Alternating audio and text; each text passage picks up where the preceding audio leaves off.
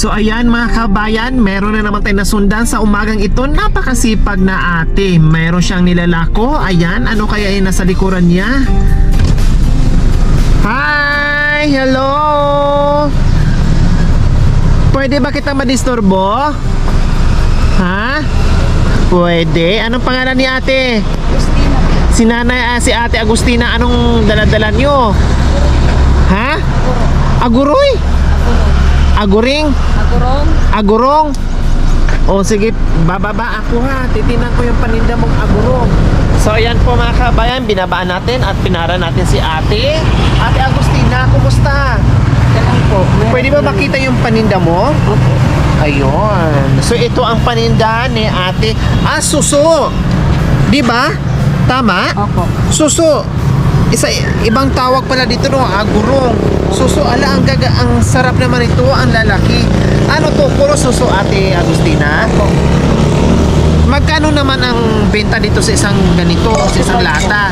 35. Isang ganito, 35? Opo. Ah, pati pala mga suso ngayon mga kabayan no, tumaas na rin ang presyo. Pandemic. Diba?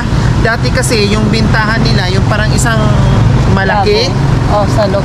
isang salop. Ngayon ganito na, kalaki Opo. yung salop no. Dati nga kahit isang body, mura na mga kabayan. Sa bagay, lahat naman ay nagtaasan at wala na talagang choice kundi taasan din yung benta para makahabol at makabili ng pangangailangan. So si Ate Agustina, nakabenta na kayo? Opo. Ha? Opo. O nakailan? 500 po. 500 pesos? Opo. Wow. Wow, ang dami. Saan mo to kinuha? Isang kintin pa po. Ang layo ah. Taga saan ka ba? Rosales. Rosales. Saan sa Rosales? Tumana is. Tumana. So ibig sabihin nagbabay kayo papuntang San Quintin. Tapos doon kayo nanguha, nilalako dito sa Tarlac. Opo. Layo. Wow, hanip kayo sa biyahe ha. Talagang inikot niyo yung buong mundo para lang maglako nitong suso nyo. Kayo nangunguha? Ilang araw nyo na itong kinuha? Isa lang po. Isang araw lang? Opo. Ilang ganito? Isang timba po. Isang timba? Itong timba na to? Saan ba na sa San Quintin? Doon po sa Mantadang. Malapit sa Dipalo? Opo. Sa baba niya po. Yung Sapa. running water doon na sapa? Oh, ang galing ha. Bakit napakasipag ni Ate Agustina? Para mabuhay yung mga anak. Ha? Para mabuhay yung mga anak. O ilan po ba ang anak nyo? Dalawa po. Dalawa. Ilang taon na kayo? 35. 35. Opo. Nasaan si Mister? Kasama ko po nangunguha. Nasaan siya ngayon? Nagbilad po ng palay. Wow, napakasipag nyo namang dalawa. Ano, biro nyo, si Mister kasama nyo, nangunguha ng suso. Ngayon naman, may kuha na kayo, nilalako nyo, tapos ngayon nagbibilid ng palay. Another income din yun, di ba? Sarili nyong palay. Hindi. Bilad lang. May amo. O at least may kita siya. Kumbaga, hindi na i-stack yung oras o yung araw. Parehas kayo, may dalawang income. Pero grabe ha, naka 500 na kayo. Anong oras kayo naglako? Nag-umpisa maglako? 7. Ha? 7. 7, tapos ito na lang ang natira sa isang balde nyo. Mga ilang ano na kaya ito, ganyan? 6 pa po sila. 6? Opo. Pero ang lalaki ng suso mo, ayan oh. Ano pa to? Di ba yung iba sinasabi nila, pag bagong kuha, hindi pa pwedeng kainin? Opo. Bakit? May mga buhangin pa po. So anong ginagawa? Bababad po sa tubig. Ito, nababad yan sa tubig. Opo.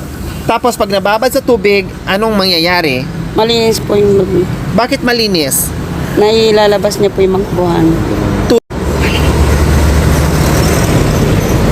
Yung mga buhangin po lumalabas. Ano bang tawag doon? May tawag doon eh.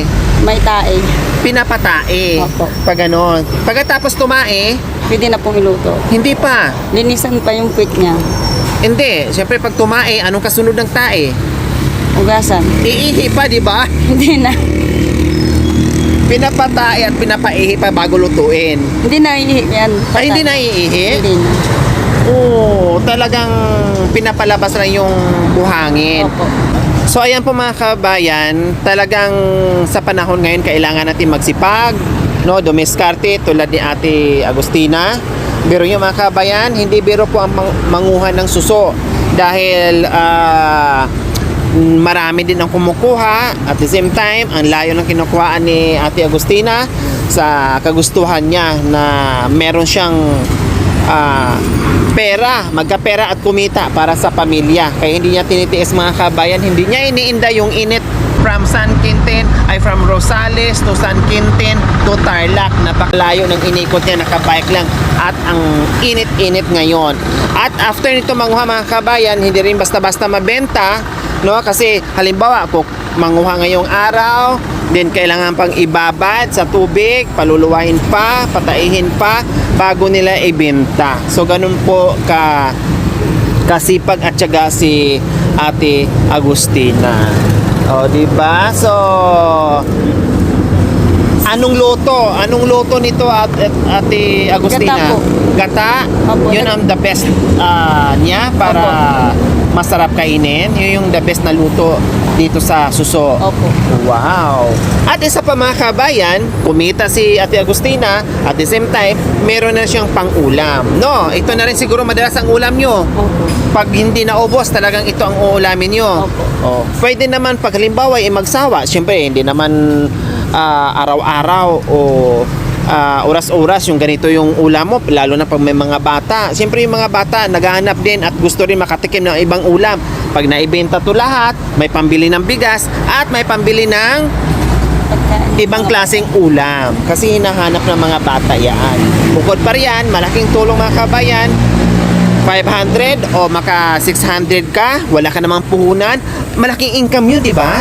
Pag yung araw-araw ang kuha ng suso, Hindi naman po araw-araw, once a week lang po kasi pumapasok po yung anak kong panganay. ginagawa mo weekend lang Opo. or yung mga pag walang pasok yung mga anak mo. Yung isang anak ko lang po. Kung araw-araw pala, medyo malaki, no? O siyempre, hindi naman din araw-araw. Hindi lang Dahil- araw-araw kasi may baby po ako, 1 taon po siya. May baby ka pa.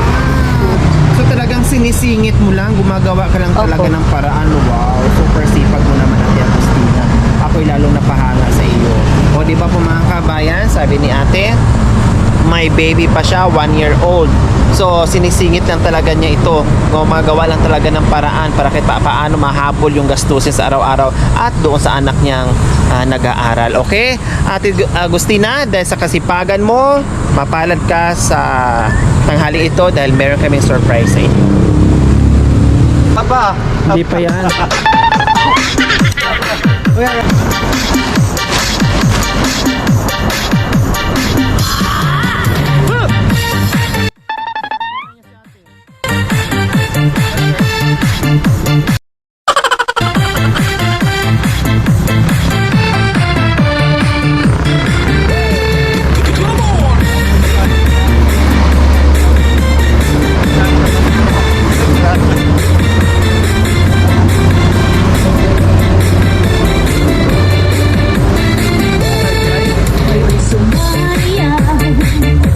Ano ba'y saling lawa?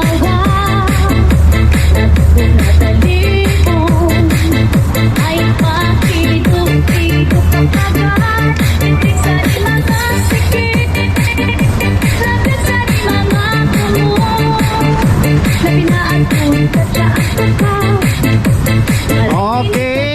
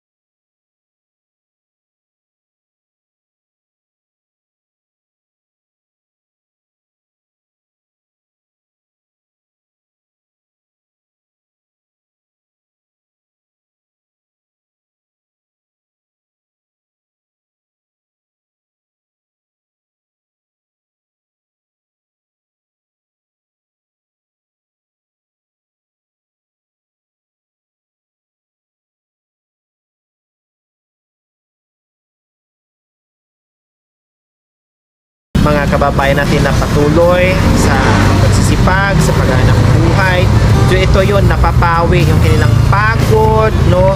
Dito sa mga biyayang binibigay natin sa kanila. Kaya maraming salamat po talaga sa ating mga sponsors, subscribers, followers, YouTube members, viewers, commentators, sa lahat po nakikisa sa aking munting alikain. Ito po yung nagagawa natin araw-araw. Napaiyak kayo dahil So saya po kasi may grasya pong dumating sa araw na ito. walang anuman. Hindi ko po inaasahan nga na may darating na grasya. Akala nyo lang pinara kayo, Opo. tinanong kayo, Bibili lang po ang alam ko. nabibili, pero wala kang idea na biyaya ka na. Opo. Lalo pa kasi pag diba? So ayan po mga kabayan, maraming salamat. Luha sa kaligayahan dahil sa biyayang pinagloob sa atin, no, na naibahagi natin sa mga tulad nila. Kaya maraming salamat po sa inyo. Okay, syempre magpapasalamat po tayo sa walang sawang pagmamahal. Silent sponsor from Arizona, USA, Ma'am Lina, Ma'am Beverly Cabural from Kuwait na taga Rosales, Pangasinan, and Ma'am Agnes Mata from Toronto, Canada. Muli, maraming salamat po sa inyong ang puso. Naway pagpalain po tayo ng Panginoong Diyos araw-araw. Naway bigyan po tayo ng kalakasan ng katawan sa araw-araw. Naway bigyan pa po tayo ng mahabang kwento sa ganon. Marami po tayong maikot at mabigyan ng biyaya. Maraming salamat po sa mga kabayan. Huwag pong kalimutan, paki-share and subscribe sa aking YouTube channel, Lori Aquino Marita. Maraming salamat po, Gabi sa Sol. Bye! Ate. Bye po. So ayan po mga kabayan, pasakay natin ng tricycle si ate para hindi mahirapan dahil meron pa dalang-dalang